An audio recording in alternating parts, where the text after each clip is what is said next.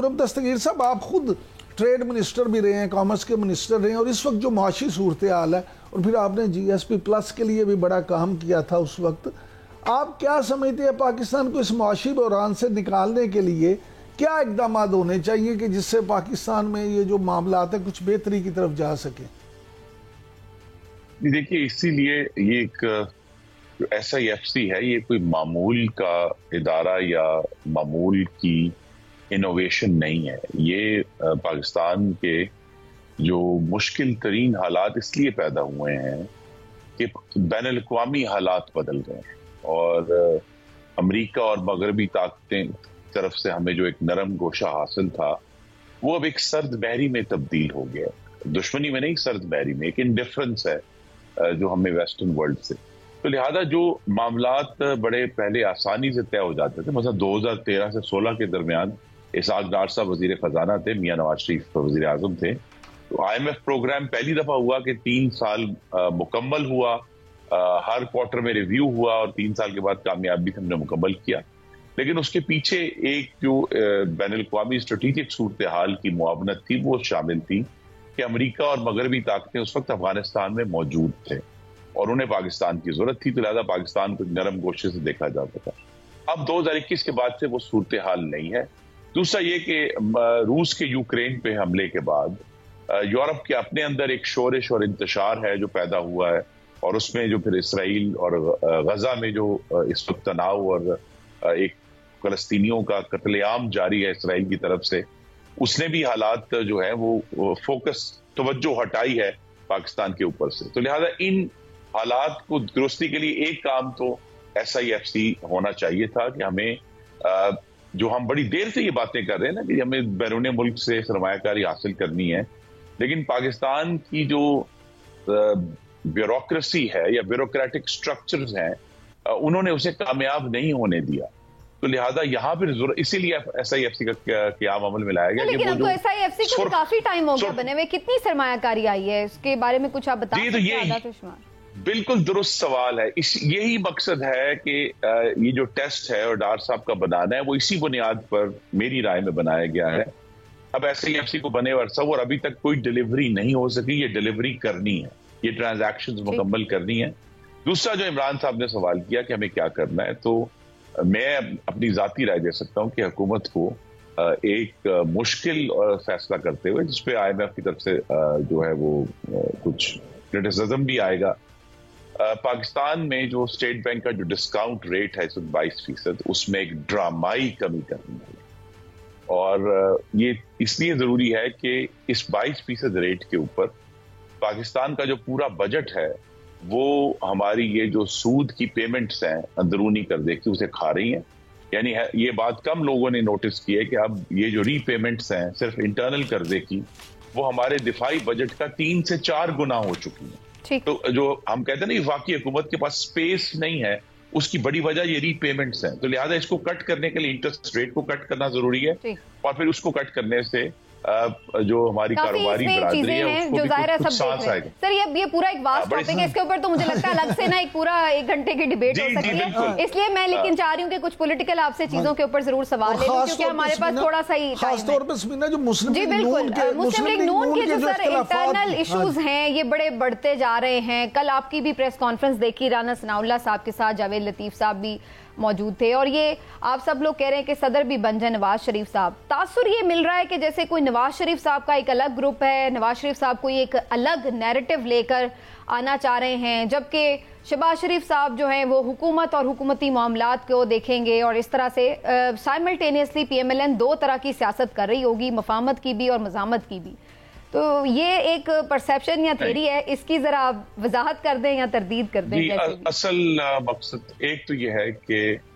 یہ جو ہمیں میڈیا کے اندر اختلافات نظر آتے ہیں، ان کی بڑی وجہ یہی ہے کہ ابھی تک انتخابات کے بعد پارٹی کے جو اعلیٰ ترین فورمز ہیں ان کے اجلاس نہیں ہو پائے، جس کے اندر پورے ملک سے ہمارے امیدواروں نے آ کر قائدین کے ساتھ شیئر کرنا تھا کہ ان کے مشاہدات کیا تھے، عوام کیا کہہ رہے ہیں. بڑی اہم بات ہوتی ہے الیکشن کے بعد اس کا شمار کرنا، ریکننگ کرنا. وہ نہیں ہوئی جو پھر میڈیا پہ نظر آ رہی ہے ہمیں. تو ایک تو توقع یہی ہے کہ اب جب کہ محمد نواز شریف خود انشاءاللہ صدر بننے جا رہے ہیں، تو وہ کل وقتی صدر ہوں گے, ان کو حکومتی معاملات میں ڈسٹریکشن نہیں ہوگی کہ انہوں نے SIFC کو دیکھنا ہے یا کچھ اور کام کرنے ہیں. وہ پارٹی کی جو جڑیں ہیں عوام میں ان کو دوبارہ سے ریفریش اور ریجوونیٹ کریں گے, ایک احیا کریں گے اس پارٹی کی روٹس کا. تو اس سے پھر آپ کو لگتا ہے خرم صاحب کی پارٹی کی روٹس کچھ ہل گئی ہیں اور کوئی عوام میں اور پارٹی کے اندر کوئی ڈسٹنس آ گیا, آپ یہ محسوس کرتے ہیں؟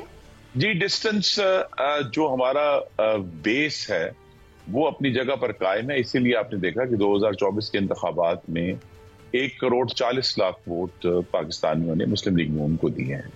لیکن جو ہمیں چیلنج ہے, جہاں گیپ آیا ہے, وہ نئے ووٹروں کا ہے جن کی تعداد ہر سال بڑھ رہی ہے, اور ان تک جو ابلاغ ہے, کمیونیکیشن ہے, اگرچہ مریم نواز صاحبہ بہت کوشش کر رہی ہیں کہ وہ ان تک پہنچے, لیکن جو نئے ووٹروں تک پہنچنا ہے. اور دوسرا یہ کہ بہت سارے ایشوز جو ماضی کے تھے وہ اب ماضی کا حصہ ہو چکے ہیں اور پاکستان نے مستقبل کی طرف دیکھنا ہے. لہذا جو میاں نواز شریف کا صدر بننے کا عمل ہے اس میں یہ بھی شامل ہوگا کہ وہ پورے ملک سے لوگوں کی بات سنیں اور اس کی بنیاد پہ نئے ووٹروں سے بات کریں, سندھ میں بات کریں, گلگت بلتستان میں جا کر بات کریں اور لوگوں کی باتیں سنیں کہ پاکستانی اب اپنے ملک کو کہاں لے کر جانا. اچھا خرم دستگیر صاحب, یہ فرمائیے گا کہ کیا آپ سمجھتے ہیں, ایک تو یہ کہ میاں نواز شریف کے صدر بننے سے پارٹی صدر آپس کے یہ جو اختلافات ہیں وہ ختم ہو جائیں گے. دوسری بات یہ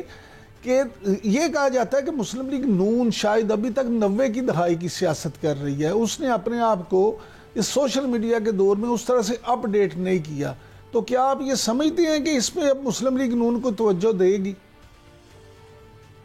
جی, یہ تو بہت بڑا ایک معاملہ ہے کہ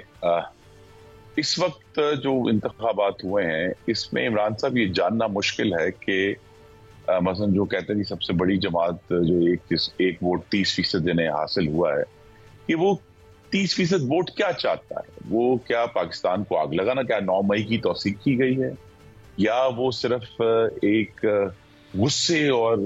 منفی ووٹ تھا. اور مسلم لیگ نون کی جو کوشش تھی کہ ہمیشہ ترقی کے اوپر فوکس کی جائے, ڈیولپمنٹ کے اوپر فوکس کیا جائے, وہ فوکس جو ہے وہ ہماری بیس تک تو قائم ہے لیکن نئے ووٹروں تک نہیں پہنچا. تو آپ بالکل درست کہہ رہے ہیں کہ یہ جو چیلنج ہے کہ ہمیں مسلم لیگ نون کو 21ویں صدی کے جو تقاضے ہیں, جس میں اب پہلے تو آپ کو یاد ہے 4 اخبار اور ایک پاکستان ٹیلی ویژن ہوتا تھا آج سے 35 سال پہلے, اب جبکہ ساری سیاست جو ہے وہ سمٹ کر 30 سیکنڈ کی ٹک ٹاک پر آ گئی ہے, تو مسلم لیگ نون کو بھی وہی ابلاغ استعمال کرنا ہے جو آج کے شہری جو ہیں جس پر انحصار کر رہے ہیں اور جس کی بنیاد پر سیاسی فیصلے کر رہے ہیں. اچھا یہ فرمائیے گا, یہ جو کل بات کر رہے تھے رانا ثناء اللہ صاحب کہ مفاہمت کا ہوگا یا مزاحمت کا, بیانیہ وہی ہوگا جو میاں صاحب دیں گے, اس وقت اول تو یہ فرمائیے گا خرم صاحب کہ ضرورت کیا ہے بیانیے کہ اب تو کوئی نیا الیکشن نہیں ہے, کوئی نئی تحریک نہیں چلا رہی PMLN, تو کوئی نیا بیانیہ عام طور پر اسی وقت لایا جاتا ہے کہ جب کوئی آپ کو کسی تحریک میں جانا ہے, کوئی اس کی ضرورت ہوتی ہے.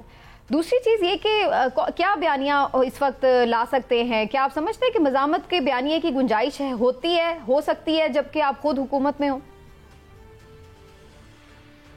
جی, یہ تو چیلنجز تو پاکستان کے بے شمار ہیں. مثلا پاکستان میں وفاقیت کا بہت بڑا چیلنج ہے. پاکستان میں اس وقت دہشت گردی جس کا خاتمہ نواز شریف کے دور میں ہوا تھا, اس نے دوبارہ سر اٹھایا ہے. اس کے بارے میں ایک واضح بیانیے کی ضرورت ہے. ابھی تک یہ معاملہ کھل کر عوام میں ڈسکس نہیں ہوا. اسی طرح جو ہے اصل میں جو سب سے بڑا بیانیہ ہے کہ پاکستان کو معاشی طور پر آگے کیسے لے کر جانا ہے, اور یہ اب کوئی ایک سڑک بنا دینے کا معاملہ نہیں ہے. یہ پورے ملک میں واضح طور پر ہمیں بتانا ہے, اور آئی تھنک ایک بہت بڑا شفٹ ہوگا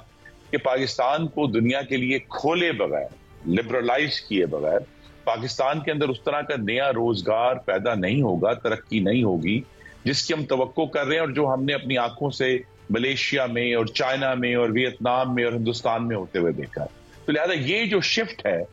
ایک لبرلائزیشن سوچ کا, یہ مسلم لیگ نون کی میراث بھی ہے. 90 میں جب وزیر اعظم نواز شریف پہلی دفعہ بنے تھے تو انہوں نے اس کا آغاز کیا تھا, پھر یہ معاملہ دھندلا گیا, لیکن اگر ہمیں پاکستان کی معیشت جو ہے اب ایک جگہ پر آ کر نہیں، لیکن سر میرا سوال یہ ہے کہ اب تو آپ لوگ حکومت میں ہیں نا، اب تو آپ امپلیمنٹ کریں. اب بیانیہ کیا اس وقت بنانا ہے؟ آپ جو آپ کا بیانیہ ہے اس کو امپلیمنٹ کریں نا، جو آپ کے تھاٹس ہیں اس کو ہمیں عملی شکل میں دیں.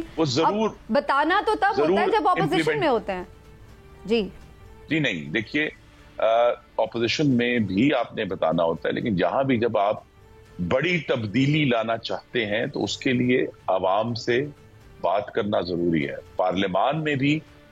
مسلم لیگ نون کی جو جماعت ایجنڈا ڈرائیو کرے گی اس کے مطابق ڈسکشن ہوگی، اس کے مطابق وزیر اعظم جا کر جو ہے بات کریں گے. تو لہذا وہ جو لارجر معاشی ایجنڈا ہے لبرلائز کرنے کا، پاکستان کو کھولنے کا، اور پاکستان کے جو دوسرے ایشوز ہیں اس کے ارد گرد ان پہ بات کرنے کا، تو لہذا بیانیہ انتخابی بیانیے سے ہٹ کر مسلم لیگ نون نے اپنی جو روٹس ہیں وہ ری ڈسکور کرنی ہے اور دوبارہ سے دریافت کرنی ہے، اور پھر جو سوچ ہے اس کو عوام میں لے کر جانا. اچھا خرم صاحب، یہ فرمائیے گا کہ آپ نے ابھی بڑی اچھی بات کی کہ اس وقت چیلنج سب سے یہ درپیش ہے کہ آپ نے انویسٹرز کو لانا کیسے ہے، لیکن میں یہ سمجھتا ہوں کہ ایک بہت بڑا چیلنج یہ ہے کہ یہاں سے برین ڈرین بھی ہو رہا ہے اور انویسٹر بھی پاکستان سے باہر جا رہا ہے، جو موجودہ اس پہ صورتحال ہے. تو کیا آپ یہ سمجھتے ہیں کہ مسلم لیگ نون کے پاس کوئی ایسی حکمت عملی ہے کہ باہر سے تو آتے رہیں گے، پہلے جو بھاگ رہے ہیں ان کو تو کسی طرح سے روکا جائے؟ جی تو یہی جو روکنا ہے، پرسائسلی میں شکر گزار ہوں آپ کا عمران صاحب، یہ جو روکنا ہے یہ تبھی ہوگا جب ہم پاکستان کی معیشت کو لبرلائز کرنے کی گفتگو شروع کریں گے، پہلے جماعت کی سطح پر اور پھر حکومت کی سطح پر، کہ ہم جو انویسٹرز ہیں پاکستانی ان کو بھی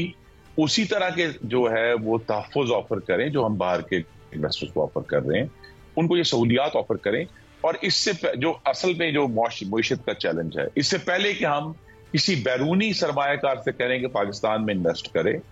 چیلنج تو یہ ہے کہ پاکستان میں انویسٹ کریں جو نہیں کر رہے. تو لہذا اس کے لیے جو انٹرنل ریفارم کرنا ہے اس کی ڈسکشن صرف حکومت میں نہیں ہونی، وہ پاکستان کے عوام کے ساتھ بھی ہونی ہے اور پارلیمان میں بھی کھل کر ہونی ہے. اور یہی توقع ہے کہ یہ جو بطور وزیر اعظم ایک منٹ صرف، کیونکہ ڈسکشن کی بات ہوئی ہے تو میں یہ جاننا چاہتا ہوں کہ ایک اور ڈسکشن کی بھی بڑی آج کل بات ہو رہی ہے. اگر کیا آپ سمجھتے ہیں کہ مسلم لیگ نون جو ہے وہ پی ٹی آئی کے جو مشروط مذاکرات ہیں اس کی حمایت کرے گی؟ کیا پی ٹی آئی کے ساتھ مذاکرات کسی سطح پہ اگر کیے جائیں بانی پی ٹی آئی کے ساتھ یا ان کی قیادت کے ساتھ، تو آپ کیا سمجھتے ہیں اس کا کوئی حل نکل سکتا ہے یہ ابھی دلی دور است؟ جی نہیں، میں تو تاریخ کا طالب علم ہونے کے ناطے تاریخ نے سکھایا ہے کہ فاشسٹ جماعتوں سے مصالحت نہیں ہو سکتی، وہ ہمیشہ بزدلانہ مصالحت ثابت ہوتی ہے، اور یہ آج سے 100 سال پہلے کا سبق بڑا واضح ہے. تو لہٰذا بانی چیئرمین سے تو میں نے تو ذاتی طور پر اپنی رائے کا اظہار کر چکا ہوں کہ مذاکرات نہیں کرنے چاہیے. البتہ پارلیمان میں عوام کے issues per P T I سے ضرور بات کرنی چاہیے. اگر مہنگائی کم کرنے کے ان کے پاس کوئی تجویز ہے، اگر دہشت گردی کو ختم کرنے کی تجویز ہے، نیا روزگار پیدا کرنے کی تجویز ہے، پاکستان کی معیشت کو لبرلائز کرنے کی ان کے پاس کوئی تجویز ہے، تو اس پر ضرور بات کرنی چاہیے، سینٹ میں بھی اور قومی اسمبلی میں بھی. اگر ان کا سارا محور جو ہے وہ اپنے بانی چیئرمین کے لیے این آر او حاصل کرنا ہے اور ان کو جیل سے چھڑانا ہے، تو پھر اس سے بات کرنے کے میں کم از کم ذاتی طور پر حق میں نہیں. لیکن خرم صاحب، آپ کے تو اپنے لوگ اب یہ کہہ رہے ہیں کہ جو ان کے کیسز ہیں جس طرح سے بنائے گئے ہیں اور جس طرح سے انہیں فری ٹرائل نہیں ملا، تو آپ کے اپنے لوگوں کا یہ ماننا ہے کہ وہ درست طریقہ کار نہیں تھا. تو آپ بھی یہ سمجھتے ہیں کہ فیئر ٹرائل نہیں ملا تو صحیح طور پر ان کے ساتھ ٹریٹمنٹ ہونا چاہیے؟ اور دوسری چیز یہ کہ آپ بھلے انہیں فاشسٹ کہیں یا دہشت گرد کہیں، جو بھی کہیں، لیکن بہرحال وہ ایک سیاسی جماعت ہے جس کو ایک صوبے میں حکومت بھی ملی ہے اور اس میں اسمبلی میں بھی وہ بڑی تعداد میں موجود ہیں. تو سوال یہ، جب آپ انویسٹمنٹ کی بات کرتے ہیں تو ظاہر ہے انویسٹمنٹ تو آنی ہے جب آپ کے ملک میں استحکام ہوگا، اور اگر آپ ان سے بات نہیں کرتے، ماحول اچھا نہیں ہوگا، تو کیسے انویسٹمنٹ آئے گی؟ تو پھر آپ کیسے یکسر اس بات کی نفی کر سکتے ہیں کہ بات نہیں ہونی چاہیے ان سے؟ جی انویسٹمنٹ پر ضرور بات کریں، میں اس کے حق میں ہوں. جو ہے مہنگائی پر ضرور بات کریں، دہشت گردی پر ضرور ایشوز پر بات کریں، کسی ایک شخص کی رہائی پر بات نہ کریں. میرا بڑا واضح ہے اس میں نقطہ نظر. اور دوسرا ایشو اس میں یہ ہے کہ ایک ریڈ لائن ہے جس کی ابھی پہلی برسی آنے لگی ہے 9 مئی. 9 मई के मंसूबा साजों को, सहूलत कारों को और करने वालों से कोई रियायत और नरमी नहीं होनी चाहिए। जिनके खिलाफ सबूत मौजूद है उन्हें सख्त तरीन सजा देनी चाहिए। उसके साथ ही जुड़ा हुआ है जिनके खिलाफ सबूत नहीं है उन्हें फिलफौर रिहा होना चाहिए। सबक यह है कि अगर हम 2014 में जिन लोगों ने डंडे लेकर पाकिस्तान टेलीविजन पर कब्जा किया था उन्हें सजा दे देते तो वही लोग फिर 2023 में रेडियो पाकिस्तान पेशावर को आग ना लगाते। अगर हम पार्लियामान का जंगला गिराने वालों को 2014 में सजा दे देते तो फिर वो 2023 में आके GHQ का जंगला ना गिराते या जिना हाउस को आग ना लगाते। तो लिहाजा सियासी बुनियादों पर नरमी, अपनी रवादारी अपनी जगह पर कायम है और होनी चाहिए। इश्यूज पर जरूर बात होनी चाहिए, लेकिन जो रियासत पर हमले के मुजरिम है उनके साथ कोई रियायत। अच्छा खुर्रम साहब, आपने सजा की बात की तो क्योंकि आपका ताल्लुक खुद एक सेंट्रल पंजाब के शहर से है, तो आजकल एक सजा हमारे किसान को भी मिल रही है जिसने गंदम काश्त की, खाद के रेट आपके सामने थे, उसने ब्लैक में खाद खरीदी, उसको बीज महंगा मिला, उसको बिल ज़्यादा आए, लेकिन अब उसको कीमत नहीं मिल रही। हुकूमत ने जो कीमत मुकर्रर की उससे भी कहीं कम वो गंदम बेचने पे मजबूर है। और पंजाब हुकूमत की तरफ से ख़ास तौर पे अभी तक इस पे कोई पॉलिसी भी नहीं आई है, अगरचे वज़ीर आज़म ने कहा है कि आप 1.4 से 1.8 मिलियन टन उसको कर लें। इस पे आप क्या कहेंगे, क्या होना चाहिए? जी, मेरी तवक्को तो है कि पंजाब हुकूमत जो उनकी खरीदारी की जो मिकदार है उसको बढ़ाएंगे, लेकिन इमरान साहब इसका एक दूसरा पहलू भी है कि जो शहरी हमारे आटा खरीद कर खाते हैं उनके लिए भी कमी होना शुरू हो गई है। आटे की कीमत में, आटे की बोरी की कीमत में तकरीबन 800 रुपए की कमी हुई है। तो लिहाजा एक तरफ उसके बेनिफिशरीज हैं और एक तरफ जो उसके फैक्टरीज भी हैं, तो ये एक बैलेंस है जो हुकूमत को मेंटेन करना है।